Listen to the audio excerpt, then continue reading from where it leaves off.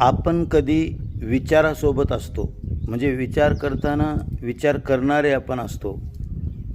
एखादी वेदना भोगताना आपण त्या वेदनेसोबत असतो. असं कशासोबत तरी आपण असतोच. परंतु जे सर्व काही आहे, जे काही मी करतोय त्याला सोडूनही मी आहे याची कल्पना आपल्याला नाही. तसं आपल्याला राहता येत नाही.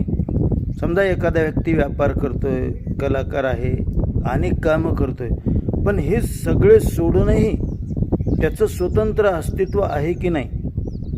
तसं विचार आणि कोणत्याही प्रकारचं कर्म ह्या सगळ्या गोष्टीला सोडून एक माझं अस्तित्व आहे. ते अस्तित्व जाणल्यानंतर सगळे प्रश्न सुटणार असतात. जोपर्यंत आपल्याला कशाचं ना